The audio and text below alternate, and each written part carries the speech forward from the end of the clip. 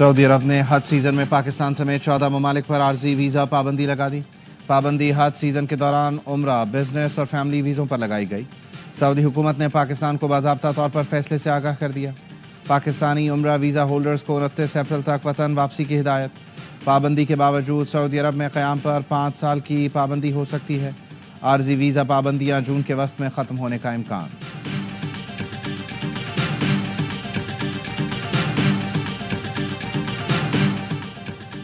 सदर आसिफ अली जरदारी की तबीयत बेहतर है, परेशानी की बात नहीं। ज़ाती मुआलिज डॉक्टर आसिम हुसैन की मीडिया ब्रीफिंग। कहा, सोशल मीडिया और भारतीय चैनल सदर जरदारी से मुताल्लिक़ मनगढ़ंत खबरें फैला रहे हैं। भारत वैसे ही हमारा दुश्मन है। सदर आसिफ अली जरदारी 1-2 दिन में अस्पताल से डिस्चार्ज हो जाएंगे। कहा, सदर जरदारी को वही बीमारियां हैं जो आप में से आधे से ज़्यादा लोगों को हैं। ब्लड प्रेशर, शुगर जैसी बीमारियां चलती रहती हैं।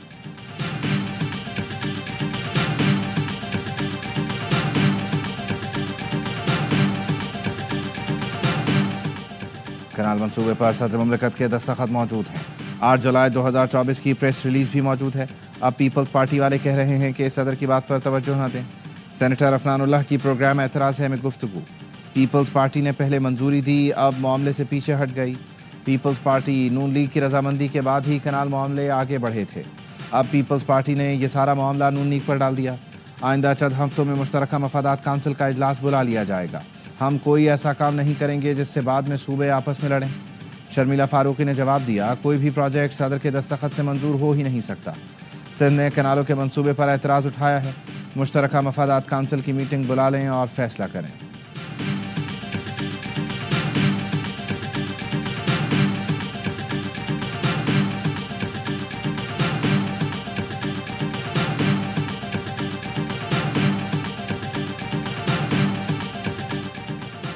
मज़ीद IPP से बात करके मुआहिदों पर नज़रसानी की जाए।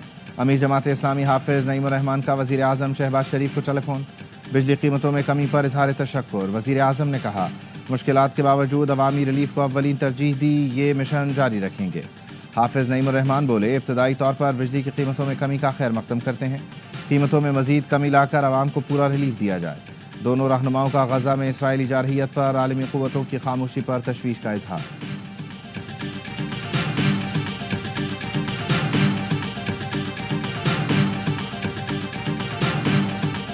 PTI में इख्तलाफात और करप्शन के इल्जामात। आतिफ खान का भी वज़ीर आला अली अमीन के बयान की तहकीकात का मुतालबा। मीडिया से गुफ्तगू में आतिफ खान ने कहा कि पार्टी क़यादत ने बानी से गंडापुर के बयान की तस्दीक की यकीन दहानी कराई है। मुझसे इख्तलाफ तो ठीक, लेकिन असद कैसर और शकील खान के खिलाफ ऐसी बातें नहीं होनी चाहिए। सूबाई सदर जुनैद अकबर ने कहा, इख्तलाफात से कोई फर्क नहीं पड़ता, कारकुन बानी के साथ हैं। सीनियर क़यादत इख्तलाफात के लिए पार्टी फोरम इस्तेमाल करें। पॉलिटिकल कमेटी ने इख्तलाफात का नोटिस ले लिया। अली अमीन, असद कैसर और आतिफ खान सब पर एतमाद है। हमारा इख्तलाफ होता है लेकिन बानी के हुक्म पर खत्म भी हो जाता है। आइंदा हफ्ते से सूबे भर में एहतजाज होगा। अली मोहम्मद खान ने कहा, अवाम को इख्तलाफात नहीं, बानी की रिहाई से दिलचस्पी है। कायदीन से कहूँगा बानी की रिहाई पर तवज्जो दें।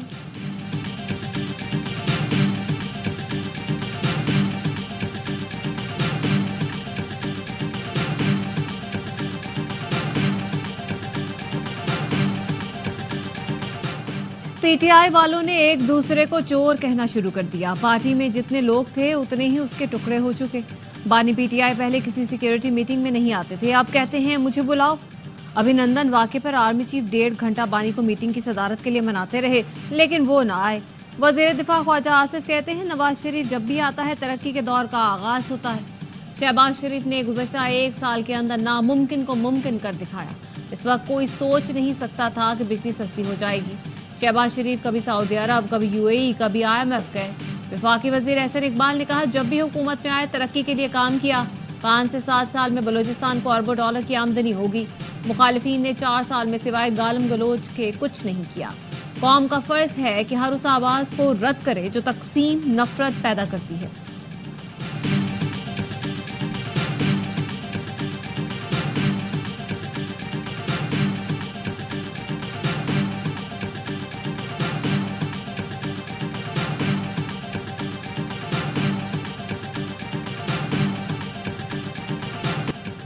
पीडीएम अभी टूटी नहीं, इसका सदर ऑपोजिशन में और पार्टियां हुकूमत में हैं। मौलाना फजल रहमान का तौंसा में खिताब, कहा हुकूमत को निशाना बनाना पड़ेगा, हिज़्ब इख्तिलाफ को मजबूत और मुत्तहिद होना होगा। मौलाना का कौमी सतह का कन्वेंशन बुलाने का मुतालबा, कहा एक फैसला भी अपोजिशन जमातों के एतमाद और मशवरे के बगैर नहीं किया। 1 जनवरी 2028 से सूद का बिल्कुल खात्मा हो जाएगा।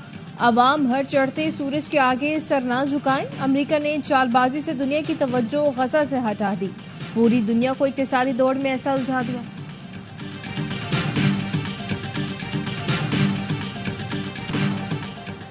नहरों के खिलाफ स्क्रंड से निकलने वाला सिंधु बचाओ बेदारी मार्च हैदराबाद पहुंच गया। हैदर चौक पर जलसा, जब तक ये मंसूबा खत्म नहीं होगा हमारा एहतजाज जारी रहेगा। रहनुमाओं का ऐलान, अपोजिशन रहनुमा सैयद ज़ैन शाह, सफदर अब्बासी, हलीम आदिल शेख और दीगर मौजूद। JUIP दरियाए सिंध से नहरें निकालने की मुखालिफ। अब्दुल गफूर हैदरी कहते हैं दरियाए सिंध के पानी पर चारों सूबों के कोटे मुतय्यन हैं। दरियाए सिंध से कैनाल निकालना बाकी सूबों से ज्यादती और नफरत का बाइस बनेगा। PP ने कैनाल निकालने के मुआहदे पर दस्तखत किए हैं, लेकिन अवामी दबाव की वजह से परेशान है। हुकूमत कैनाल निकालने के मंसूबे पर नजरसानी करे। तीनों सूबों की तरफ से सख्त रद्द-ए-अमल आएगा, निजाम दरहम बरहम होगा। नवाज शरीफ की बिजली कीमतों में कमी पर अवाम को मुबारकबाद, कहा बिजली की कीमतों में हालिया कमी से महंगाई और कम होगी। मईशत में बेहतरी से आम आदमी की जिंदगी में बेहतरी आ रही है। हुकूमत गरीबों की जिंदगी में आसानी लाने की पूरी कोशिश कर रही है। मुसलसल कोशिशों से महंगाई का खात्मा मुमकिन होगा।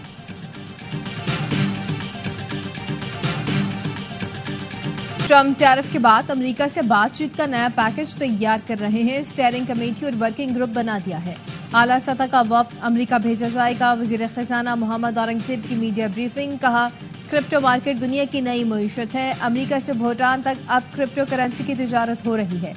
पाकिस्तान क्रिप्टो की नई मईशत को नजरअंदाज नहीं कर सकता। फैटफ की लिस्ट से निकलने के बाद ही क्रिप्टो इकोनॉमी पर काम हो सकता है। ईद पर 870 अरब रुपए की खरीदारी हुई। मुल्क में मुआशी इस्तेहकाम आ चुका। महंगाई में कमी का फायदा अवाम तक पहुंचाएंगे। IMF का वफ्द गवर्नेंस के इश्यूज पर पाकिस्तान आया है। बजट पर इनसे अगले माह मुशावरत होगी।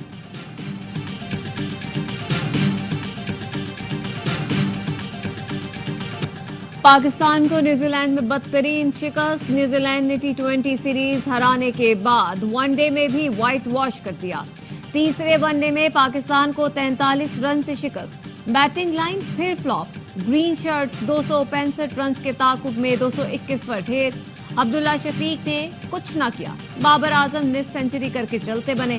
कप्तान रिजवान और तैयब ताहिर ने 33 रन पर ही इत्तफा किया।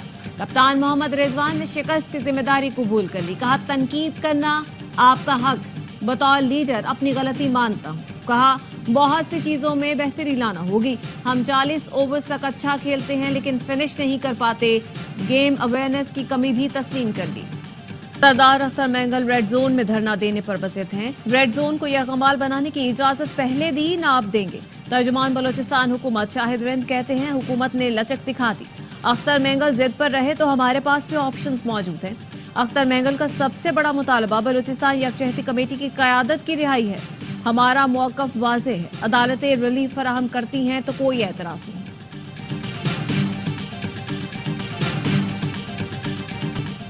गवर्नर सिंध का डंपर हादसे में जाँ बहक अफराद के लवाहिकीन को प्लॉट देने का ऐलान। यूसुफ कोट में ट्रैफिक हादसे में जाँ बहक खातून के अहल खाना से मुलाकात।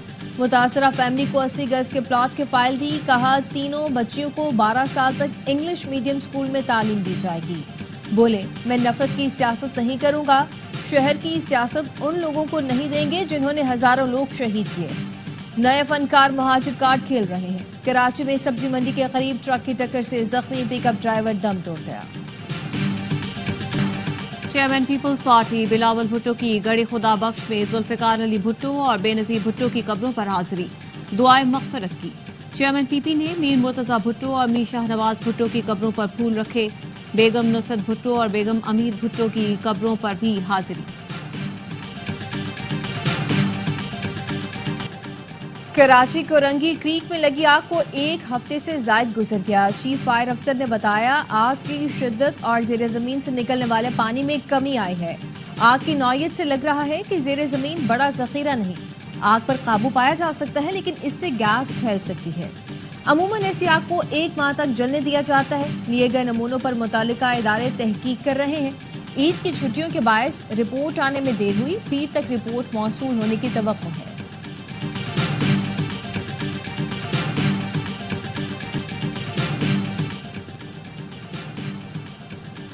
कराची में होटल में लूटमार करने वाले 2 डाकू पुलिस एहलकार की फायरिंग से हलाक। वाकया गाजी गोद स्कीम 33 में पेश आया। पुलिस के मुताबिक मुल्जिमान लूटमार कर रहे थे। पुलिस के एहलकार ने फायरिंग कर दी। हलाक मुल्जिमान से 2 पिस्तौल और मोटरसाइकिल बरामद। कराची में खातून ने ट्रेलर ड्राइवर पर गोलियां चला दी। ईसा नगरी के करीब ट्रेलर और गाड़ी में टक्कर हुई। ड्राइवर ने ट्रेलर आगे निकालते हुए गाड़ी को साइड मार दी। अलीशा ने गाड़ी से उतरकर हवाई फायरिंग शुरू कर दी। ड्राइवर ट्रेलर से उतरकर भागा, पुलिस के पीछे छुप गया। पुलिस दोनों को पकड़कर थाने ले गई। दोनों एक ही एफआईआर में नामजद। पुलिस का कहना है दोनों लापरवाही से गाड़ी चला रहे थे। गैर कानूनी मुकीम अफगान बाशिंदों की मुल्क बदरी। पंजाब से निकाले गए 260 अफगान बाशिंदों को तोरखम बॉर्डर से डिपोर्ट किया जाएगा। पेशावर में गैर कानूनी मुकीम अफगान बाशिंदों की मैपिंग। पुलिस का कहना है कि मैपिंग से पता लगाया जाएगा किस जगह कितने गैर कानूनी अफगान बाशिंदे मौजूद हैं।